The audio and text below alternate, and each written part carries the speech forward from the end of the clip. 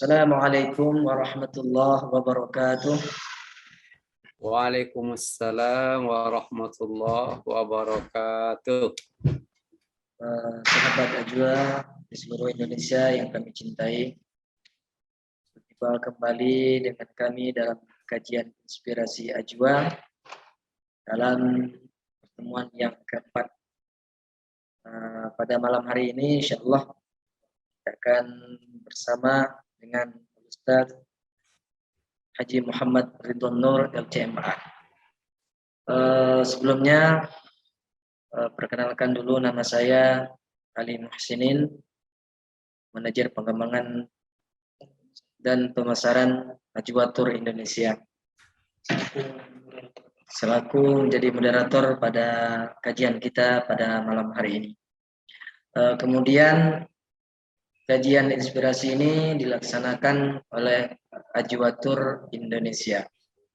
Sahabat Ajwa seluruh Indonesia yang kami cintai, sebelum kita memulai dengan kajian kita, maka kami informasikan kepada seluruh sahabat Ajwa di seluruh Indonesia bahwa Ajwa Tour ini sebuah perusahaan yang berjalan di Biro Perjalanan Umroh dan Haji Khusus, yang mana kantor pusatnya bertempat di Kota Sungai Penuh, Kerinci, Provinsi Jambi.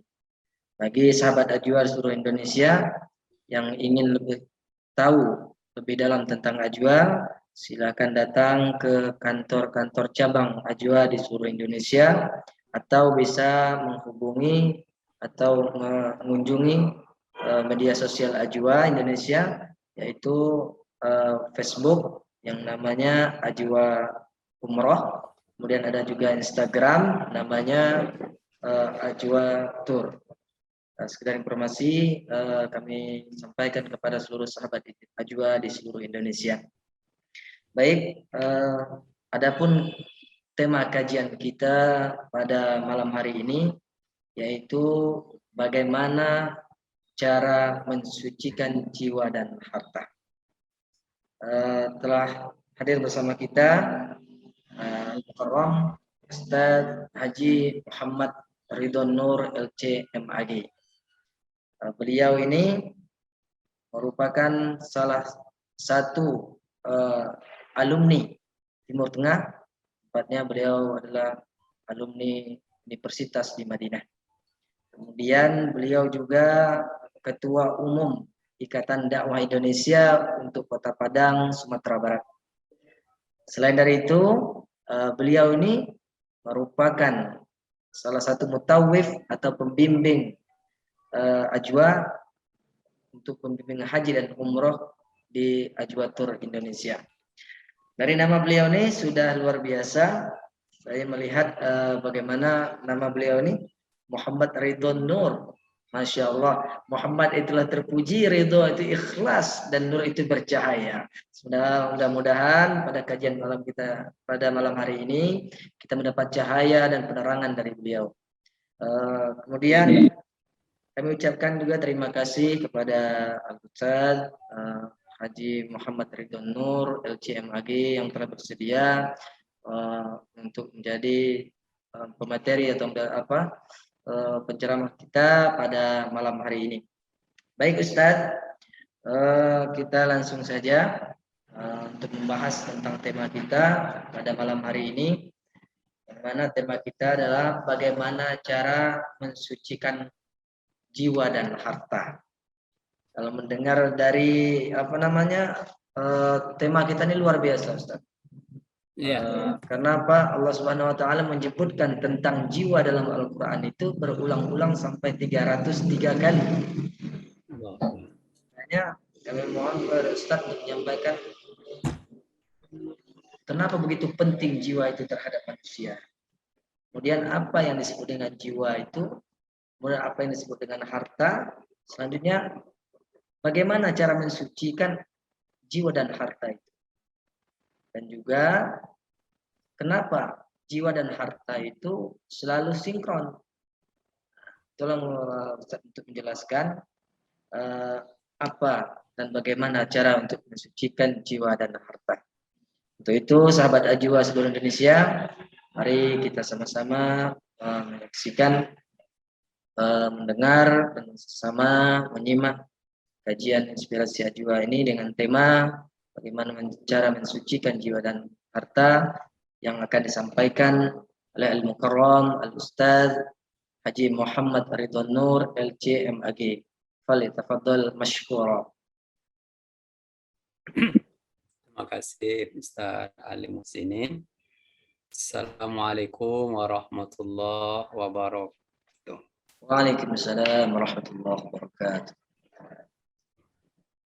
Alhamdulillahi rabbil alamin.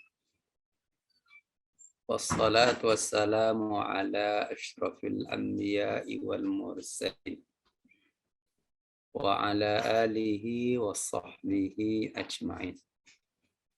Allahumma allimna ma yanfa'una wa anfa'na bima 'allamtana wa zidna ilma innaka antal alimul hakim. Bismillahilladzi la yadurru ma asmi syai'un fil ardi wa la fis sama' wa huwas samiul alim. Yang kita hormati teman-teman di Ajwa Travel. Selanjutnya MC pada kesempatan ini Ustaz Ali Muhsinin dan seluruh pencinta kajian Ajwa Travel dimanapun berada. Alhamdulillah dengan izin Allah kita bisa bertemu secara virtual, sekalipun secara fisik kita tidak bisa bertemu karena kita masih dalam kondisi pandemi. Tapi Masya Allah, Alhamdulillah ada solusi Allah berikan kita bisa bertemu dari berbagai penjuru. Dari Sabang sampai Merauke, tentu tidak ada ucapan yang paling tepat kecuali Alhamdulillah. Alhamdulillah, ini hari Jumat nih Ustaz Ali, ini Ustaz, hari Jumat. Alhamdulillah berkah Ustaz. Di hari Jumat ini kita dianjurkan membaca surah Al-Kahfi. Nah, di awal surah Al-Kahfi itu adalah Alhamdulillahilladzi anzala ala abdihil kitaba wa lam yaj'al lahu iwaja. Pertanyaan yang tadi diawali Ustaz Ali Muhsinin, kenapa kita harus membersihkan jiwa kita? Kalau kita lihat ibadah ya, ibadah, sholat gitu ya, puasa, haji, umroh, ya, berinfak, itu tujuannya adalah untuk tazkiyatun nafs, pembersihan jiwa. Jadi kenapa Allah perintahkan kita untuk beribadah, sholat ya? Allah berfirman, A'udzubillahi minasyaitonirrajim. Innas salata tanha 'anil fahsya'i wal munkar. Salat itu menyelamatkan kamu. Salat itu menghalangi kamu berbuat keji dan munkar. Jadi kekuatan salat itu mampu mencegah keji dan munkar. Luar biasa. Dengan sholat jiwa kita menjadi bahagia. Bahagia kita. Jadi kalau ada orang tidak bahagia, ada saja dia beribadah, insya Allah bahagia nanti. Kata Rasulullah SAW kepada Bilal, Arihna ya Bilal, arihna bis sholat. Ya. Wahai Bilal, bahagiakan kami dengan sholat. Masya Allah, luar biasa. Jadi ibadah itu adalah tazkiyatun nafs. Yang contoh kedua, zakat. Tema kita kan jiwa dan harta. A'udzubillahi minasyaitonir rajim. Khudh min amwalihim shadaqatan tutahhiruhum wa tuzakkihim biha. Wahai Muhammad, ambil harta mereka. Ambil harta mereka. Untuk apa tujuan zakat itu? Tutahhiruhum wa tuzakkihim biha, mensucikan jiwa mereka. Jadi mensucikan jiwa mereka. Jadi kan luar biasa. Jadi jangan dia anggap zakat itu beban. Jangan dianggap berinfak itu beban. Tapi zakat itu bagian mensucikan jiwa dan harta kita. Berinfak itu serali tidak kenal waktu tanggal 1, tanggal 25. Ya namanya infak itu terus. Maaf Pak, sekarang 25 nggak ada bahasanya. Coba kita baca Al-Quranul Karim. Apa bahasa Al-Qurannya? Fis-sarra'i wad-dharra. Mereka yang berinfak baik dan kadang tanggal 1, tanggal 25 nggak ada masalah. Berinfak sesuai dengan kebutuhan kemampuan masing-masing. Kenapa Allah tegaskan kita berinfak? Karena tazkiyatun nafs, membersihkan jiwa kita. Allahu Akbar, Allah, malaikat berdoa setiap subuhnya. Allahumma a'ti munfiqan khalafan wa a'ti mumsikan salafan.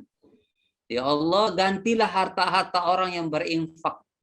Ya Allah, musnahkan harta orang yang pelit. Masa malaikat yang mendoakan. Tazkiyatun nafs. Haji, ya, sekalipun hari ini kita terkena kita tidak bisa haji karena masih pandemi. Haji itu kenapa Allah katakan man hajja lillah. Siapa yang haji karena Allah, betul-betul karena Allah. Falam yarfus walam yafsuq. Tidak mal berkata-kata kotor, tidak berkata-kata jorok. Apa katakan raja'a kayaumin waladatsu ummuhu. Dia kembali seperti bayi lahir pada ibunya. Masya Allah, luar biasa bersihnya. Masya Allah. Jadi kalau jamaah rindu, sekali wajar itu. Masalah rindu kita sholat di depan Ka'bah gitu ya. Rindu kita bermunajat sholat tahajud di depan Ka'bah, sholat tahajud, Masya Allah ya. Kita rindu sholat sunat fajar di depan Ka'bah ya. Terbayang setelah tawaf, umroh, menunggu azan subuh kita sholat sunat ya. Kita rindu membaca Al-Quran, kalamullah di depan Ka'bah. Itu kenapa tazkiyatun nafsnya tinggi. Luar biasa. Maka kayaumin waladatsu ummuhu, seperti anak yang dilahirkan dari peribunya bersih, luar biasa. Luar biasa begitu. Makanya sekali lagi Bapak Ibu, inilah tujuan ibadah itu. Makanya begini sekali, kenapa kita mesti tazkiyatun nafs ya, tazkiyatul mal ya? Ya, Kalau umpamanya Bapak Ibu bawa mobil, bawa kendaraan, saya yakin Bapak Ibu tidak akan berani membawa mobil keluar kota kalau mobilnya tidak bagus servisnya. Nggak berani itu. ya. Apalagi ada tanjakannya, ada penurunannya, ada tikungannya. Oh, nggak berani bawa itu. Tapi kalau mobil ini diservis, minyaknya full, AC-nya hidup, kayaknya aman perjalanan kita itu. Nah, begitu sekali kan? Sama Ya, kan? Ustaz. Jadi kalau jiwa kita bersih, ini happy aja kita ini. Masya Allah, Alhamdulillah. Bagaimana Pak rezeki hari ini? Alhamdulillah Pak Ustaz. Sedikit tapi Alhamdulillah. Tetap Alhamdulillahnya muncul. Oh, sekarang susah Pak. Alhamdulillah Allah kita puji terlebih dahulu. Alhamdulillah, bersyukur kepada Allah. Karena hidup ini adalah roda yang akan berputar, hari ini di bawah, besok di atas. Itu hal biasa dalam kehidupan ini. Tapi tidak mungkin tanpa jiwa yang bersih. Maka tazkiyatun nafs itu, pembersihan jiwa, itu adalah ukurannya seseorang, size-nya seseorang. Jadi ukuran seorang itu bukan harta, tapi ada ketakwaannya, jiwanya yang suci. Saya ingin contohkan sekali ya. Contohkan begini misalnya. Bukankah di dalam Al-Quran ada namanya konglomerat yang kaya raya? Saking kaya Allah abadikan nama Al-Quran dalam Al-Quranul Karim. Namanya adalah Korun. Korun kaya. Bukan kaya raya. Iya. Kaya raya. Kalau kaya itu biasanya kaya raya. Bingung dia mensimpan hartanya. Ada lagi namanya penguasa yang hebat luar biasa. Namanya adalah Firaun. Apa yang kurang pada Firaun? Kalau kita baca dalam tafsir Ibnu Katsir, Firaun itu memiliki 10.000 orang tukang sihir. Itu di istananya itu, Pak Wibo, Ustaz Ali, Iya. Ada 10.000 tukang sihirnya. Bayangkan itu sebesar apa lo istananya itu. Apa yang kurang pada Firaun? Ya kan, apa yang kurang pada Firaun?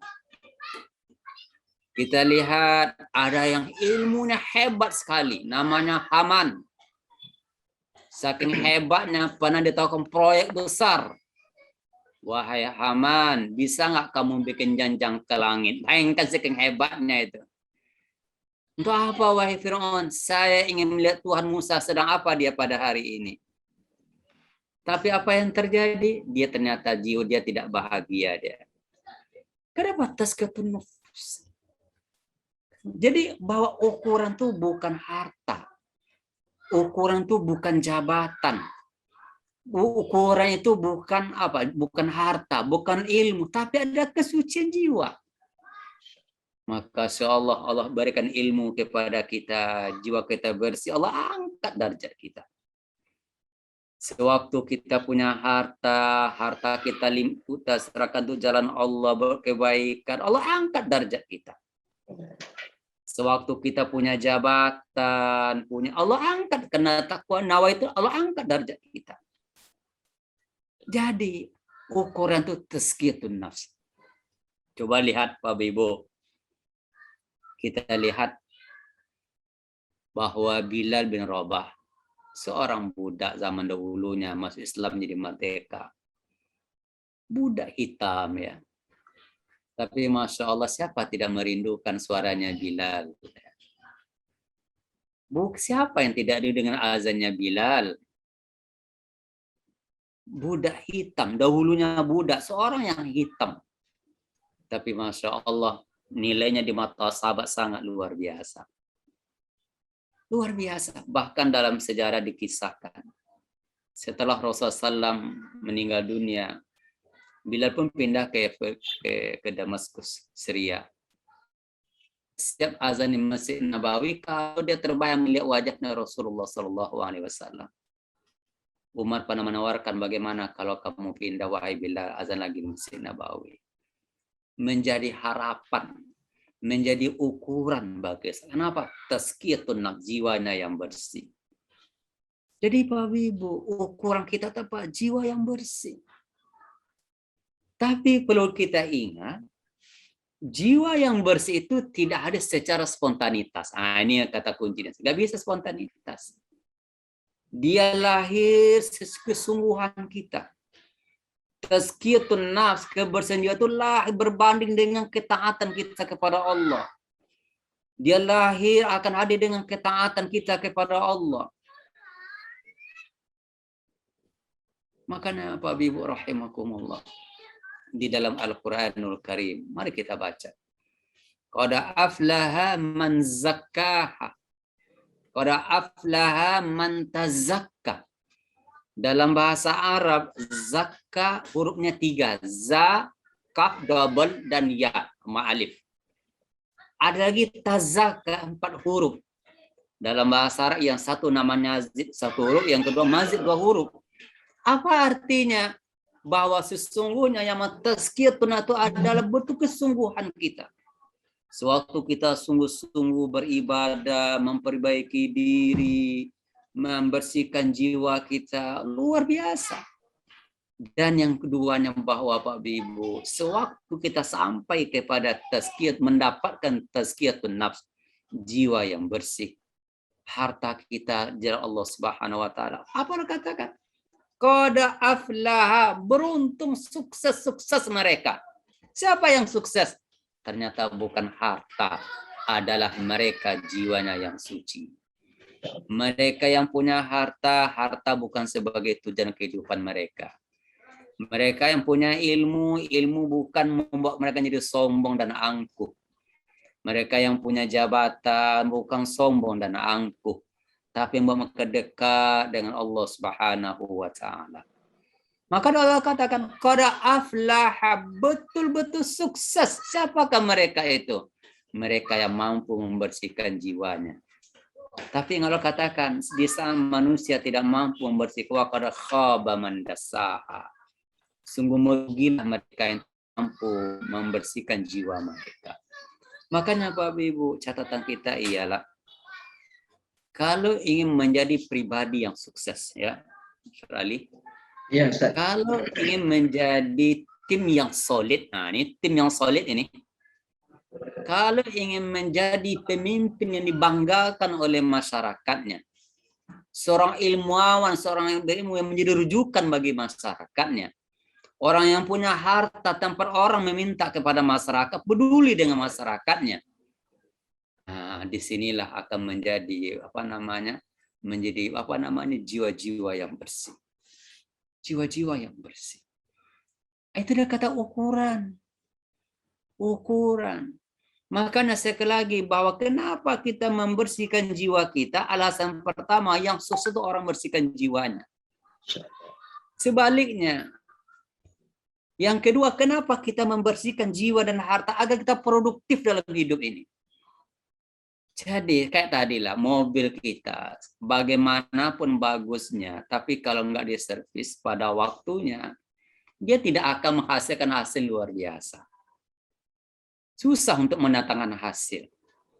Tapi di saat mobilnya bagus, servisnya berkala, kita produktif. Bisa kemana-mana kita. Dan kutip ya, kecuali pada musim pandemi ini. Nah sama dengan tadi. Kalau jiwa kita bersih, Masya Allah kita produktif dalam hidup ini. Banyak ide, banyak gagasan yang keluar di kepala kita. Ada urusan Allah berikan ke lapangan, kemudahan-kemudahan dalam hidup kita ini. Karena kita yakin inna ma'al usri yusra, inna ma'al usri yusra. Di waktu kamu menghadapi kesulitan, nanti ada kemudahan yang akan menyusul setelah ini. Nah, ini nama kesulitan jiwa. Jadi Bapak Ibu, kalau ingin keluarga sukses, bagaimana seorang ayah jiwanya bersih. Kalau ingin menjadi suami yang sukses, jadilah suami jiwa yang bersih. Saya yakin sekali tidak akan pernah gelisah seorang ibu kepada suaminya, karena suaminya orang jiwanya bersih. Kemanapun suaminya enggak apa-apa. Suami orangnya baik kok, pastinya baik. Saya yakin. Sama juga seperti itu. Sewaktu suaminya merantau, suami tidak ragu dengan meninggalkan istri bersama keluarganya. Saya yakin istri orangnya soleh. Dia orang bersihkan jiwanya. Kan amannya luar biasa. Jadi produktif. Coba kalau kita tidak nyaman, bagaimana kita akan produktif dalam hidup ini? Jadi Bapak Ibu, alasan yang kedua, kenapa kita harus dituntut membersihkan jiwa? Agar kita menjadi orang yang produktif. Menjadi orang dibanggakan oleh anak-anak kita. Menjadi orang dibanggakan oleh masyarakat kita. Menjadi panutan masyarakat kita. Menjadi rujukan bagi masyarakat kita. Inilah namanya tazkiyatun nafs. Orang senang berinteraksi. Makanya seperti dikatakan oleh Rasulullah SAW. Sesuai katakan bahwa dikatakan oleh Rasulullah SAW. Begini, bahasa begini. Bahwa kata salam. Khiyarukum man dzakarakum billahi ru'yatuhu wa rawabakum fil akhirati amalu wa zadakum fi ilmin wa kama qala Rasul. Orang pilihan itu kata Rasulullah, man dzakarakum billahi ru'yatuhu. Kalau kita melihat wajahnya, kita ingat, termotivasi kita beramal saleh seperti itu. Ini melihat wajah Ustaz Ali ini senang katanya, semangat. Gitu. Ya kan? Amin, amin ya kan? Mengembirakan wajah, memampak auranya ada, ya kan? Kalau orang berbicara Sa'ali di depan jamaahnya, masa Sa'ali besok yang berangkat sama Ajwa Travel, senang kali. Amin, kan? Amin. Ya kan? Kenapa bahasanya menyenangkan, ya kan? Ada kendala Bu, kita cari solusinya. Kalau ada kendala pasti ada solusi nanti. Nah, yakin itu Bu. Bahasa-bahasa yang menyenangkan. Nggak ada dia marah sama jamaah. Oh, saya mau nggak? Apa-apa Bu, ada kendala nanti kita cari solusinya seperti itu, ya kan? Kan luar biasa, gak senang orang kan? Ya kan? Ini orang kesulitan, dimarahi bingung dia apa solusinya. Bu, nggak apa-apa, kita cari solusinya. Karena jiwanya bersih, suka membantu orang. Inilah luar biasa. Jadi hidup kita produktif dan kita menjadi rujukan bagi siapapun. Makanya Pak Ibu, tazkiyatun nafs, pembersihan jiwa itu bukan konsumsi orang tua-tua saja. Tapi bagi anak-anak muda yang produktif, mesti jiwanya bersih. Seperti itu. Jadi kayak orang-orang yang produktif, masih umur 50-an, kan? Itu jiwa bersih itu. Karena hidupnya masih produktif, banyak hal bisa dikerjakan. Tapi kalau jiwa kita tidak bersih, banyak hal yang menghambat kita nanti. Ada namanya saling kecurigaan, ya kan? Suaminya curiga kemana, istri saya nggak pulang-pulang, kan ada telepon. Kok suami saya nggak telepon 1 hari berangkat? Jadi kan bingung, ya kan? Bayangkan dalam kondisi bingung, setan masuk kan nggak jadi dia. Nah inilah Bapak Ibu rahimakumullah, bahwa pentingnya kita membersihkan jiwa kita, bahwa ukuran kita adalah kebersihan jiwa kita, bahwa kita ini happy hidup ini kenapa jiwa kita bersih, ya kan? Bahwa kita yakin ada masalah apa, nggak apa-apa, nanti kita ada solusi. Yakin Bu ya, innamal usri yusra. Dalam bahasa Arab nih Sali, kalau kita ulang-ulang, al-usri itu kata pakai alif lam, kata definitif, jelas kesulitannya. Usronya, innal usronya yusronya indefinitif. Dalam bahasa namanya nakir. Artinya apa?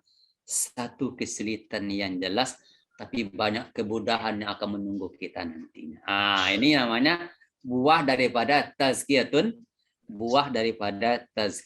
nas. Jadi Bapak Ibu rahimakumullah, pendengar program pengajian Ajwa Travel dimanapun berada, ini yang kita pedai pada kesempatan ini. Kondisi hari ini kita pandemi, kita bersihkan jiwa kita. Kita kalau tidak bisa bantu orang, kita doakan, ya Allah, saya nggak bisa bantu ya Allah, tapi saya doakan mudah-mudahan teman saya, saudara saya, kolega saya yang sedang menghadapi kesulitan, Allah berikan kelapangan hidup. Kan tadi kita bersih, ya kan? Ini juga bersih kan? Kita nggak bisa ngasih uang karena terbatas, kita doakan.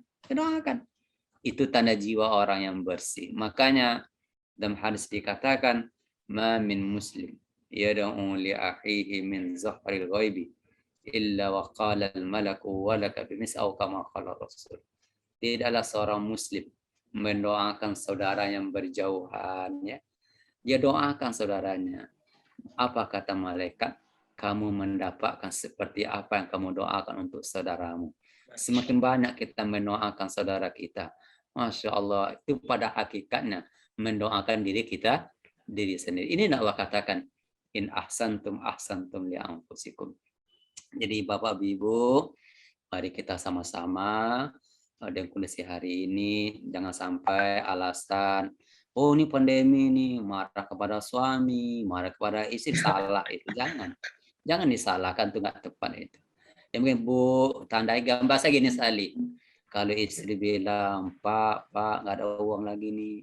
Oh nggak apa-apa Bu, ini ibaratnya kemarau. Kalau kemaraunya kuat, itu pertanda hari mau hujan. Gitu sekali ya kan? Ya kan? Tapi kalau uang sudah habis, itu pertanda mau datang itu. Optimis saja Bu, nggak usah risau. Semangat. Masya Allah. Coba Sali bayangkan bagaimana senang istri ngomong dan suaminya ya. Ini suami idola nih, kata luar biasa, katakan. Ada kan buat daripada tazkiyatun. Nggak apa-apa, Bu, nggak usah risau, biasa aja. Itu tanda hujan mau datang lagi itu. Yang penting kita siapkan ininya, apa sumurnya, pas hujan datang masuk ke sumur kita nanti. Jadi kita berusaha terus, ya kan? Urusan banyak, urusan Allah Subhanahu wa Ta'ala. Ini dinamakan tazkiyah. Jadi tidak benar, sekali lagi Pak Bibu, kondisi hari ini membuat terjadinya tingginya angka perceraian, itu salah besar itu. Atau terjadinya kekerasan fisik atau kekerasan verbal, salah itu. Itu pertanda, bukan pandeminya yang salah. Itu jiwa kita belum bersih. Inilah makanya yang diuji itu bukan pandemi, tapi kita. Mampukah kita membersihkan jiwa kita? Seperti Sali sebagai hantaran diskusi Sali, kita kembalikan kepada Sali ini. Silakan tafadhol Sali. Oke. Terima kasih banyak kita ucapkan kepada Ustadz Haji Muhammad Ridwan Nur LCMAG, luar biasa, Masya Allah, penyampaian sangat mendalam sekali. Jadi banyak pesan-pesan yang harus kita ambil dari penyampaian beliau tadi.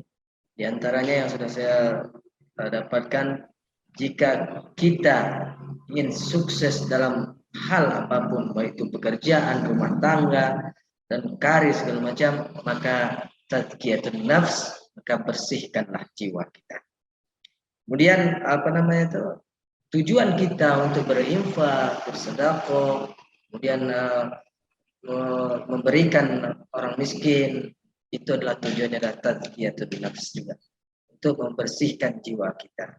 Nah, kemudian ada juga tadi amalan dari Ustadz, pada hari Jumat ini kita silakan untuk membaca suratul Kahfi, artinya kita bersyukur kepada Allah Subhanahu wa taala. Baik Ustadz, sebelum kita tutup, maka saya ingin bertanya, mungkin pertanyaan saya ini mewakili seluruh sahabat Ajiwa di Indonesia. Ini Ustadz, terkadang kita melihat di tengah masyarakat kita ini banyak sekali mereka yang mendapatkan harta itu, misalnya dari jalan subhat yang abu-abu ini, ataupun ada yang bahkan ada yang di jalan batil untuk mendapatkan harta mereka. Kemudian dari harta mereka ini mereka berinfak dan bersedekah, bangun masjid, kemudian membangun musola atau memberikan tempat-tempat pengajian. Nah, bagaimana tanggapan Ustadz sesuai dengan Al-Quran dan hadisnya tentang hal yang sedemikian rupa? Oke. Terima kasih Ustaz Ali. Jadi Bapak Ibu, yang pertama kita memandang seseorang itu dengan kacamata husnuzon. Nah, itu pertama, itu jiwa yang bersih itu. Jadi kalau ada teman kita sukses, kita husnuzon dulu, nggak boleh kita suuzon. Nah, kita ini senangnya melihat orang susah. Nah, itu senang kita tuh. Nah, ini senasib sepanongan, nggak masalah namanya.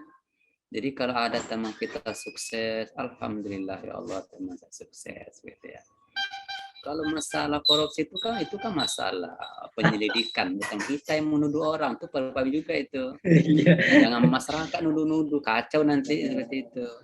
Ini membuat retaknya hubungan kita. Jadi kita dalam berkomunikasi bermasyarakat itu dasarnya adalah husnuzon, berbaik sangka, positive thinking. Kalau dia salah, urusan dia dengan badan hukum. Kenapa kita pula yang ini? Nah, kalau nggak pasti, itu namanya apa? Kita namanya berbohong atas nama dia. Itu namanya kita menyakiti hati dia. Seperti itu sekali. Jadi sekali lagi, kita harus dasarnya husnuzon itu pertama.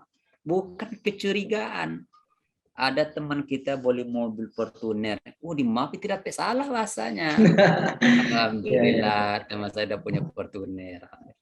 Minimal saya bisa numpang juga sekali. Mereka alhamdulillah bahasanya.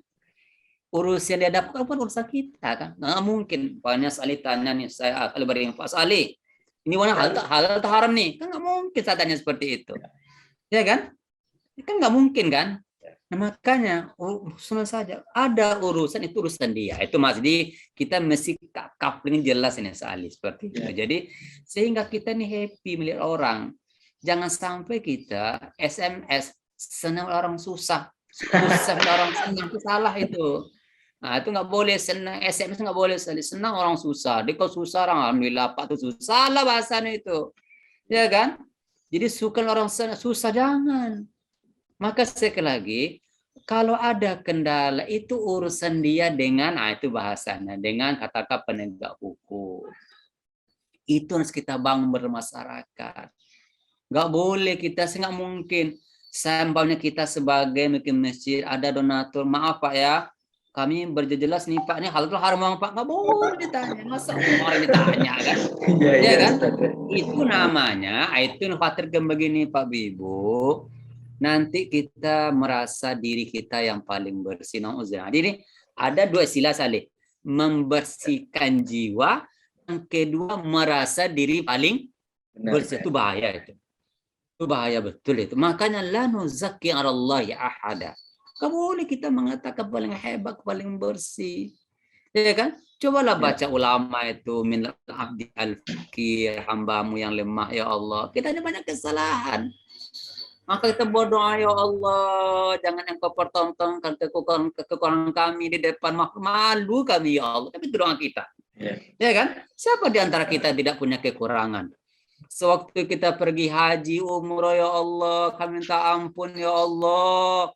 Jangan engkau pertontonkan kekurangan, kealfaan kami di depan, malu kami, ya Allah. Malu kami minta ampun, ya Allah. Nah, begitu sekali Ya. lagi. Kalau urusannya itu urusan di seseorang dengan katakanlah dengan lembaga hukum atau penegak hukum, bukan urusan kita. Jadi misalkan, iya maaf Pak, saya nggak tahu tuh Pak, itu nggak saya. Begitu bahasanya, iya Pak, ini tuh nggak malu, itu nggak bagus bahasanya Ya. itu.